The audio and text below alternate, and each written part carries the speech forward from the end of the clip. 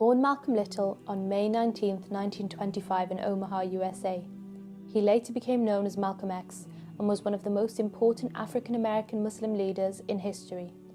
His life was shaped by the deeply racist society he was born into. Growing up, he and his family were forced to move frequently due to threats from white supremacist groups. At age 4, his house was burned to the ground, and at age 6, his father, a Baptist minister and activist, was found dead under suspicious circumstances. It was widely believed he was killed by a splinter group of the KKK. A few years later, his struggling mother was sent to a mental institution, and her children were sent to different foster homes and orphanages. In school, Malcolm was the brightest in his class and was voted class president, but his dreams of becoming a lawyer were crushed when his teacher told him it wasn't realistic for someone like him. Soon after, he dropped out of school. By age 20, Malcolm had been sentenced to 10 years in prison for robbery after turning to a life of crime. In prison, he was given the nickname Satan because he would curse the Bible and religion, but he would soon start learning about religion from his brother Reginald, who had joined the Nation of Islam. Malcolm decided to write to the leader of the nation, Elijah Muhammad, but found it difficult as he dropped out from formal education long ago. This is when he started to memorize the dictionary and read anything he could get his hands on.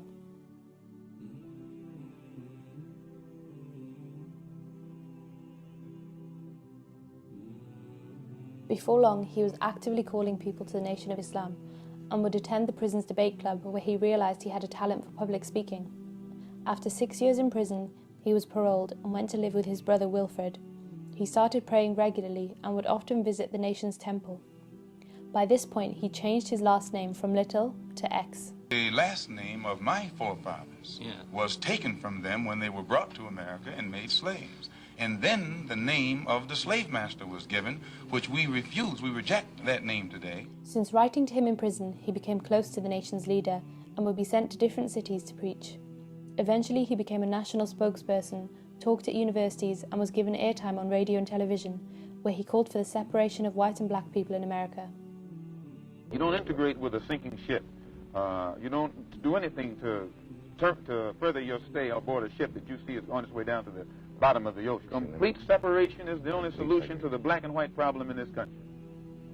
Malcolm X was taught that the white race was inherently evil, a belief that was about to be challenged when he left the nation and soon after travelled to Mecca to perform pilgrimage in 1964, where he converted to Sunni Islam. I'm against any form of segregation and against racism. I'm a Muslim. I believe in the religion of Islam, which believes in brotherhood, complete brotherhood of all people. While abroad, he secured scholarships for African Americans to study at Al-Azhar University, where he also obtained his ijazah to perform da'wah in the United States.